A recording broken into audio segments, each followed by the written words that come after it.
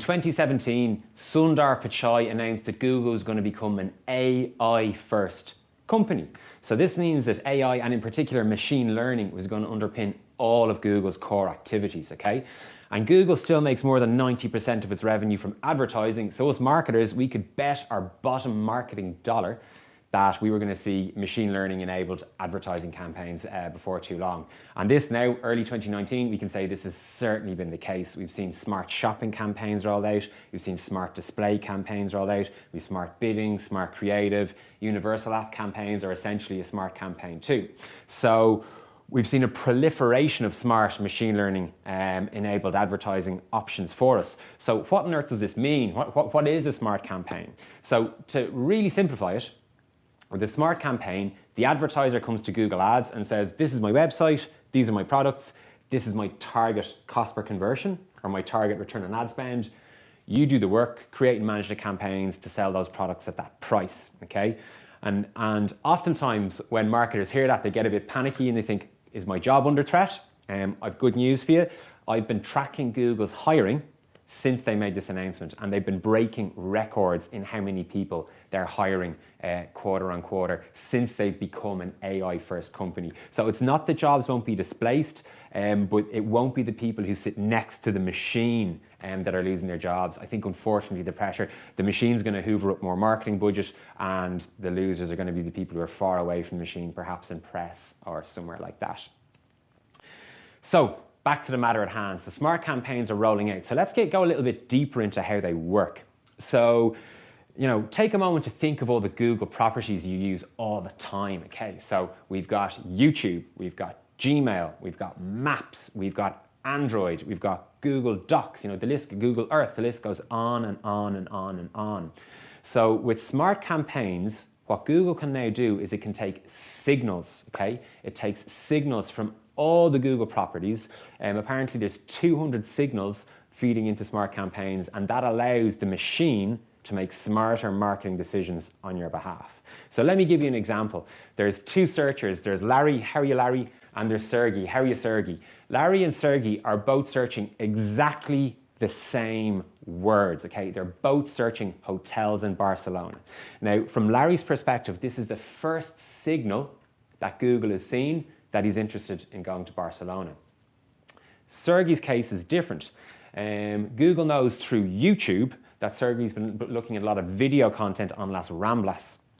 Google knows through Gmail that he actually has a booking confirmation for his flight confirmation with 8 passengers on it in his inbox, and he's going in 2 weeks.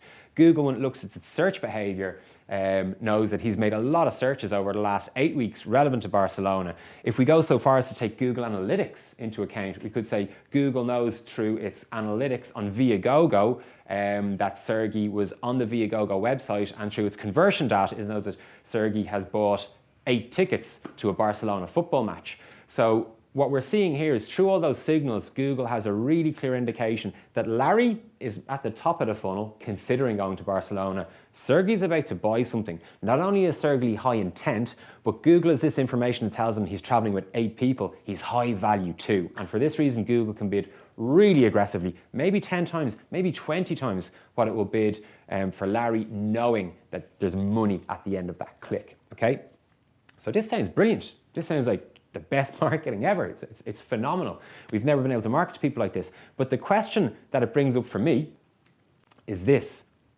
When the machine is working this hard for all the advertisers, how do we compete with our rivals in Google Ads? What is it we do?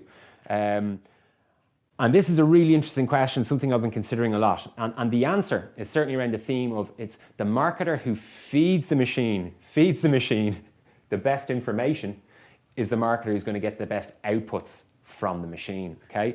So let's explore that, okay? So the machine is taking information from 3 places. It's analyzing the market itself, so that's all the signals that we just spoke about.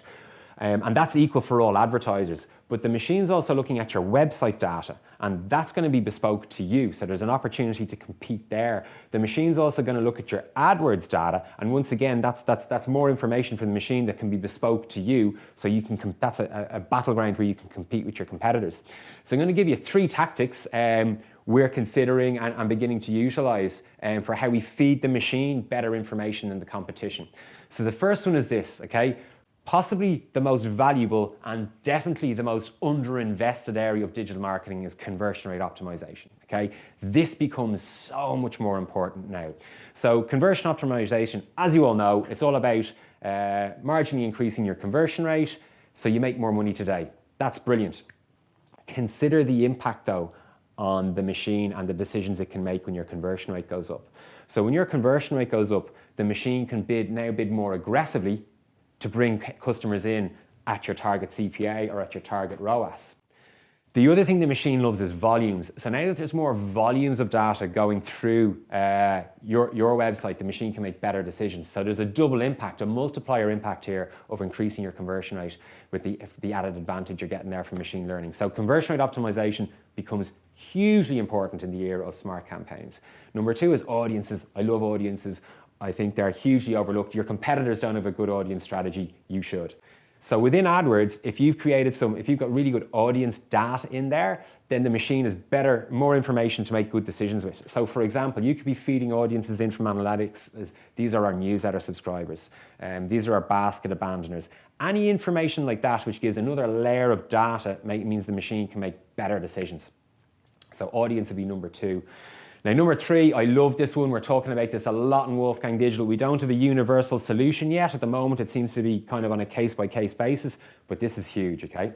So the notion we're talking about is revenue is vanity, profit is sanity, okay? So all your competitors are going to be optimizing for the same default conversion pixel. Everybody's going to use the same one, and their results are going to be, they're going to have the machine working to get them the best results based on that pixel. If you can add some layers of information to that pixel, and this can be done, which makes that conversion more valuable to you than to your competitors, this is how you escape the competition.